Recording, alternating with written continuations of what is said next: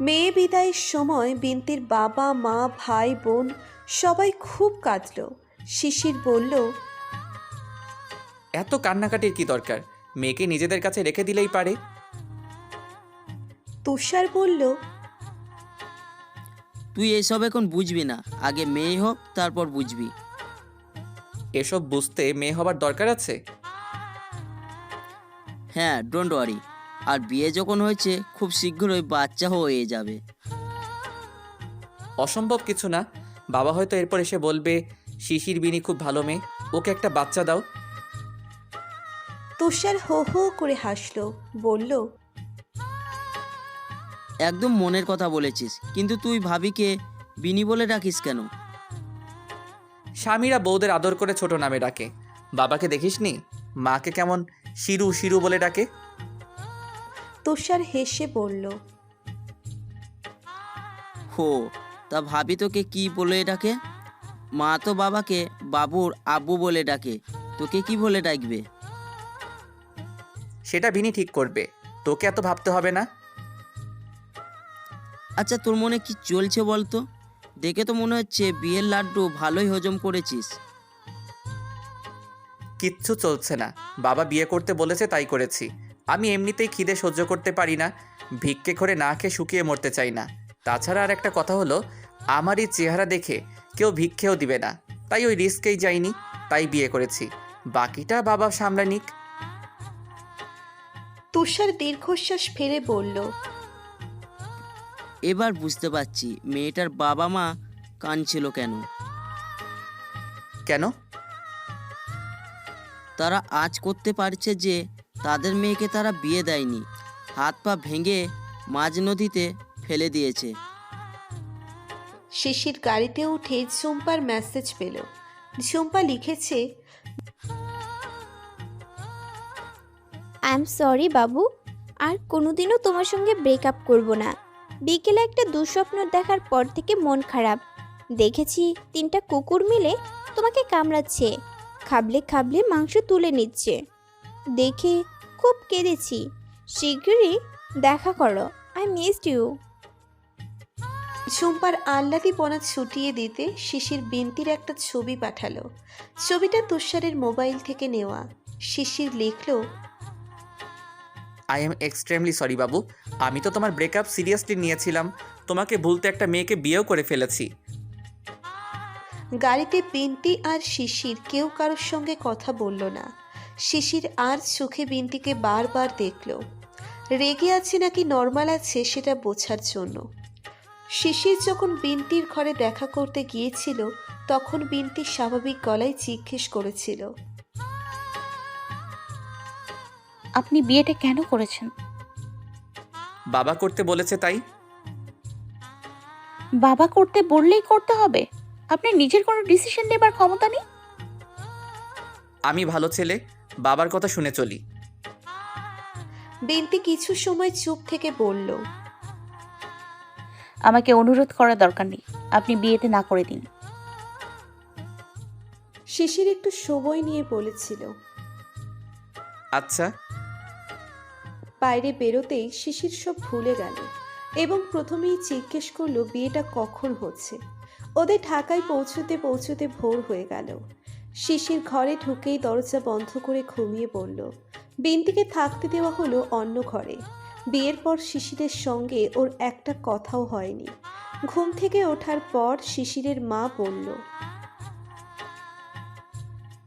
শিশির, তোর ঘরে নতুন ফার্নিচার ঢোকাতে হবে, সব কিছু গুছিয়ে নে। শিশির অবাক গলায় বলল, কেন? কেন মানে কি? মিন্তি থাকবে না?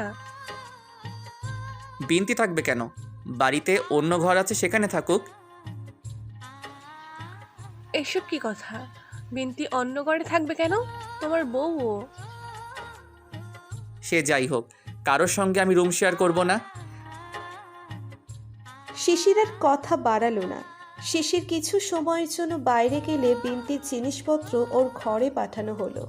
ফিরে এসে সেটা দেখে শিশিরের মেজাজ খারাপ হলো। চিৎকার করে মাকে ডেকে বলল, আমি বললাম না যে রুম শেয়ার করব না। শিরিন নির্লিপ্ত গলায় বলল। বললেও শোনা যাবে না, বিনতি এই ঘরেই থাকবে। শিশির সোজা বিনতি যে ঘরে থাকে সেই ঘরে চলে গেল। বিনতি তখনও ঘুমিয়েছিল। দরজায় দুমদাম আওয়াজ পেয়ে উঠে বসলো। শিশির তখনও এক নাগাড়ে ধাক্কা দিয়ে যাচ্ছে। বিনতি দরজা খুলতেই শিশির বলল। শোনো বিনতি, তুমি আমার ঘরে থাকবে না। বিনতি বুঝতে না পেরে ফ্যাল ফ্যাল করে তাকিয়ে রইল। শিশির আবারও বলল। এই বাড়িতে অনেক ঘর আছে, সবচেয়ে ভালো যেটা সেটাতে থাকো, কিন্তু আমার ঘরে আসবে না।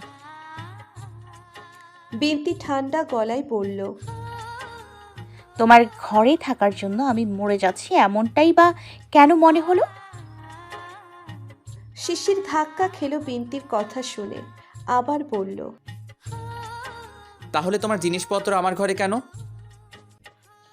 সেটা তোমার মাকে জিজ্ঞেস করো। শিশির এমনিতেই রেগেছিল, তার উপর বিনতির চ্যাটাং চ্যাটাং কথায় আরও মেজাজ খারাপ হলো। রাগ হলে শিশিরের মাথা ঠিক থাকে না। বলল। মাকে কেন জিজ্ঞেস করব? আমার গলায় ঝুলে পড়েছো তো তুমি। বিনতি গলার স্বর খানিকটা রুক্ষ করে বলল। আমি বুঝিনি, আমি ঝুলিনি, তোমার বাবা ঝুলিয়ে দিয়েছে। আমি তো তোমাকে বলেছিলাম বিয়েটা না করতে। শিশির রাগী গলায় বলল। হ্যাঁ, সব দোষ তো আমার বাবার। লাস্ট মোমেন্টে এসে বিয়ে ভেঙে ঝামেলা করে আমাকে বলির পাঠা বানিয়ে আবার বড় বড় কথা। প্রেমিকের সঙ্গে বনিমনা হয়নি, অমনি বিয়ে ভেঙে দিলে। আর আমাকে বিয়ে করবার বেলায় ঘোড়ার মতো তিরিং বিরিং করে লাফিয়ে এলে। আবার ঢং করে বলা হচ্ছে আমি তো বলেছিলাম বিয়ে না করতে। বিনতি চুপচাপ শুনল। শিরিন এসে বলল। শিশির, চেঁচামেচি কেন করছিস? শিরিন মায়ের দিকে তাকিয়ে বলল। মা, একটা কথা শুনে রাখো, এই মেয়ে আমার ঘরে থাকতে গেলে আমি বাড়ি ছেড়ে চলে যাব। তোমাদের কথা মতো বিয়ে করেছি ঠিকই, কিন্তু আমার পার্সোনাল লাইফে কারোর ইন্টারফেয়ার সহ্য করব না। শিশিরের কথার মাঝখানে বিনতি দরজাটা মুখের উপর লাগিয়ে দিল। শিশির চিৎকার করে বলল। এই হলো ভালো মেয়ের নমুনা। একজন বয়োজ্যেষ্ঠ মাতৃতুল্য মহিলার মুখের উপর দরজা লাগিয়ে দিচ্ছে বেয়াদব। শিরিন বলল। তুই যা, এখন এত পাকনামি করতে হবে না। শিশির নিচের ঘরে এসে বিনতির জিনিসপত্র বাইরে ফেলে দিল। রাগ হলে ওর মাথা কাজ করা বন্ধ করে দেয়, এই এক সমস্যা। বিয়ে নিয়ে শিশিরের অত মাথা ব্যথা ছিল না, কিন্তু বিনতির এই ঘরে থাকা নিয়ে মাথা ব্যথা হচ্ছে। শিশির অন্যরকম একটা লাইফস্টাইলে অভ্যস্ত। এই ঘরটা ওর প্রিয় জায়গা। বাইরে না গেলেও এই ঘরে সারাদিন শুয়ে বসে থাকলেও ওর বিরক্ত লাগে না। তাছাড়া শিশিরের রাত জাগার অভ্যেস আছে। রাত জেগে মুভি দেখা, গেম খেলা, বন্ধুদের সঙ্গে গ্রুপ কলে আড্ডা দেওয়া, গান শোনা, সব কিছু ছেড়ে দিতে হবে ঘরে আরেকজন এসে থাকতে শুরু করলে। বিয়ে করেছে বলে নিজের সব শখ ইচ্ছে বিসর্জন দিতে হবে। শিশিরের মেজাজ খানিকটা ঠান্ডা হলো। ফোন হাতে নিতেই দেখলো ঝুম্পা মেসেজ দিয়েছে। শিশিরের বিয়ের কথাটা ঝুম্পা বিশ্বাস করেনি। ভেবেছে শিশির কারো বিয়েতে গিয়ে অমন ছবি তুলেছে। ঝুম্পা যতক্ষণ ব্লক লিস্টে থাকে ততক্ষণ শিশির শান্তিতে থাকে। ঝুম্পা লিখেছে। শিশির, চলো আজ দেখা করি। শিশির জবাবে লিখল। না, আজ না, আজ একটু ক্লান্ত। কি হয়েছে জানো? আমি তোমার জন্য দুজন ফকির খুঁজে এনে খাইয়েছি। শিশির মনে মনে বলল। ফাইজলামির আর জায়গা পাস না। তুই খাইয়েছিস ফকির? তুই তো মানুষেরটা খেয়ে ফকির বানিয়ে দিস। নিশ্চয়ই অনেকগুলো ভাত তরকারি বেঁচে গেছে তাই খাইয়েছিস। শিশির আবার লিখল। তোমার অনেক দয়া, থ্যাংক ইউ। ইস, ফর্মাল কেন হচ্ছ? পার্টনারের জন্য এটুকু করব না? সো সুইট অফ ইউ, কিন্তু আমি যে সত্যি বিয়ে করে ফেলেছি। ঝুম্পা মেসেজ সিন করার 30 সেকেন্ড পর ফোন করলো। শিশির ফোন রিসিভ করতেই ঝুম্পা আহ্লাদি গলায় বলল। দেখো, বিয়ে নিয়ে আমার সঙ্গে কোনো প্রাঙ্ক করবে না, আমি এসব টলারেট করতে পারি না। শিশির দীর্ঘশ্বাস ফেলে বলল, হ্যাঁ, কিছু করার নেই বাবু। বাবার চাপে পড়ে এক রাক্ষসীকে বিয়ে করে নিয়েছি, না হলে পথে বসতে হতো। ঝুম্পা তার ফর্মে ফিরে গেল, বলল, আমি তোর সঙ্গে ভালো করে কথা বললে তোর সহ্য হয় না? আপসেট হইও না, তুমি খুব ভালো হাজবেন্ড পাবে, আমার মতো হয়তো হবে না। ঝুম্পা আরও কিছুক্ষণ গালি দিল, শেষে বলল, তোকে ওই 3টা কুত্তা কামড়াক, কামড়ে মাংস খেয়ে ফেলুক, আর কোনোদিন আমাকে ফোন করবি না। আচ্ছা, ঘরে বউ রেখে পরকিয়া করা ঠিকও না। ঝুম্পা ফোন রেখে দিল। ঠিক তখনই দরজার সামনে বিনতি এসে দাঁড়ালো। শিশির এগিয়ে যেতেই বিনতি প্রশ্ন করল, আমি কি তোমাকে বলেছি আমি ভালো মেয়ে? শিশির বড় বড় চোখ করে তাকালো। বিনতি বলল, আমাকে যারা ভালো বলেছে তাদের গিয়ে কথা শুনিয়ে এসো। আর হ্যাঁ, আমি বলছি যে আমি ভালো মেয়ে না, বিয়াদব, কিন্তু তুমিও অসভ্য। শিশিরের চোখে বিস্ময়। বিয়ে করা বউ যে এভাবে মুখের উপর অসভ্য বলবে সেটা ওর ধারণায় ছিল না। তার উপর মেয়েটা এই বাড়িতে আজই এসেছে। বিনতি বলল, আরেকটা কথা, নিজেকে নাটোরের কাঁচা গোলা ভাবা বন্ধ করো। শিশির রাগে কাঁপতে কাঁপতে বলল, তুমি আসলে বেয়াদব। বয়সে বড় মানুষের সঙ্গে বেয়াদবি করতে লজ্জা করে না? কে বয়সে বড়? তুমি? শিশির, তুমি কি জানো আমি তোমার থেকে 5 মাসের বড়? শিশির বিস্ফোরিত চোখে তাকিয়ে রইল। বিনতি শিশিরের থেকে বয়সে বড়, এই খবর শুনে শিশির একদম মুষড়ে পড়ল। দৌড়ে গিয়ে মাকে বলল, মা, এসব কি শুনছি? পিন্তি নাকি আমার চেয়ে বড়? তুষার ডাইনিং টেবিলে বসে খাচ্ছিল। শিশিরের কথা শুনে ছুটে এসে বলল, কি বলছিস? ভাবি তাহলে প্রিয়াঙ্কা চোপড়া? শিরিন বলল, বেশি বড় না, 2-3 মাসের হবে মনে হয়। 5 মাস? এখন একটা বড় বউ নিয়ে আমাকে ঘুরতে হবে? তুষার দাঁত বের করে হেসে বলল, হ্যাড ড্যান্সার ম্যাটার ব্রো। শিশির কী করবে বুঝতে পারল না।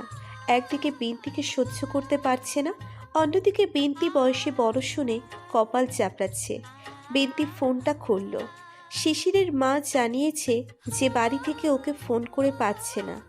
বাবা মায়ের নাম্বারে ফোন না করে বিনতি ওর বোন ঐশীর নাম্বারে ফোন করলো। ঐশী ফোন ধরে বলল, আপা কেমন আছিস? হ্যাঁ। ঘুমাচ্ছিলি? হ্যাঁ। ওইদিকে সব ঠিকঠাক? ঐশী একটু চুপ থেকে বলল, তোর সঙ্গে চাইনি বলে রেগে আছিস? মায়ের শরীর খারাপ না হলে যেতাম। বিনতির চোখে পানি এসে গেল। বলার মতো কিচ্ছু খুঁজে পেল না। ইউনিভার্সিটিতে পড়ার সময় সবারই কিছু কিছু বন্ধু বান্ধব জুটে যায়। বিনতিরও তেমন কয়েকজন ছিল, তবে প্রাণের বন্ধু যাকে বলে সেরকম কেউ হয়নি যার সঙ্গে দুটো কথা বলে শান্তি পাবে। সেই জায়গাটা ঐশী পূরণ করেছে। বয়সে দুজনের ব্যবধান থাকলেও সম্পর্কটা বন্ধুত্বেরই। বিনতিকে চুপ করে থাকতে দেখে ঐশী বলল, বাবা আর ইমন কাল সকালে যাবে, আমিও আসবো। বিনতি চুপ করে রইল। ঐশী আবার বলল, মায়ের উপর রেগে আছিস? মায়েরা রাগ করলে ওরকম অনেক কিছু বলে। বিনতির খুব অসহায় লাগছে। ওইসব মনে রাখিস না। ওই রকম একটা সিচুয়েশনে মায়ের জায়গায় তুই থাকলে কি করতি একবার ভাব। শোন আপা, যে একদিন অপমান করে প্রশ্রয় পায় সে সারা জীবন ওই কাজ করতেই থাকে। খুব ভালো করেছিস। জীবন তো একটাই, কে কি ভাবলো সেসবের চেয়ে বেশি গুরুত্বপূর্ণ হলো নিজের ভালো থাকা। বাবা মায়ের উপর রেগে থাকিস না। তুই যেমন তোর জায়গায় ঠিক, তারাও তেমন তাদের জায়গায় ঠিক। হ্যাঁ। রাখছি, কাল দেখা হচ্ছে। হ্যাঁ। বিন্তির খুব অসহায় লাগছে। এরকম জীবন তো ও কখনো চায়নি। সব সময় মাথা উঁচু করে বাঁচতে চেয়েছে, কিন্তু বিবাহিত জীবনটা শুরুই হলো করোনা দিয়ে। শিশিরের সঙ্গে সম্পর্কের সমীকরণ ওর কেমন হবে জানে না, কিন্তু সারা জীবন বয়ে বেড়াতে হবে যে শিশির ওকে দয়া করেছিল। রাতে শিশিরের বাবা বিন্তিকে ডেকে পাঠালেন। বিন্তি গিয়ে পড়ল। চাচা ডেকে পাঠিয়েছেন? বিন্তি, বসো। বিন্তি বিছানার একপাশে বসলো। শিশিরের বাবা বললেন, শিশিরের ব্যাপারে তোমাকে কিছু বলতে চাই বিন্তি। বিয়ের আগে সময় এত কম ছিল যে বলা হয়ে ওঠেনি। বিন্তি চুপ করে রইল। শিশির জেদি আর একগুঁয়ে স্বভাবের। যেটা একবার করবে বলে ঠিক করে সেটাই করে।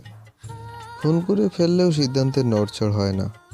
এই যে পড়াশুনো ছেড়ে দিয়ে টই টই করে ঘুরে বেড়াচ্ছে, এর জন্য কম মার খায়নি, তবুও শুধরায়নি। বলে যখন মুড হবে, পড়াশোনার নাম শুনলে ভয় লাগবে না, তখন আবার শুরু করবে। শিশিরের বাবা একটু থামলেন। বিন্তি চুপচাপ শুনতে লাগলো। তোমার হয়তো মনে হতে পারে যে শিশির তোমার পারফেক্ট না। মনে কেন হবে, ওটাই সত্যি। কিন্তু একটা ব্যাপারে গ্যারান্টি দিচ্ছে, শিশির কিন্তু খারাপ ছেলেও নয়। ও উচ্ছৃঙ্খল হতে পারে, কিন্তু খারাপ না। বিন্তি চুপ করে রইল। শিশিরের দোষ গুণ কোনোটাই শুনতে ভালো লাগছে না। ওর আগ্রহও নেই, তবু একটা মানুষ আগ্রহ নিয়ে বলে যাচ্ছে যখন শুনতে হবে। শিশিরের বাবা বললেন, তোমাদের দুজনেরই আসলে একটু সময় দরকার। আস্তে আস্তে সব ঠিক হয়ে যাবে। বিন্তি মৃদু হাসল, তারপর বলল, চাচা, আপনার কাছে আমার একটা অনুরোধ ছিল।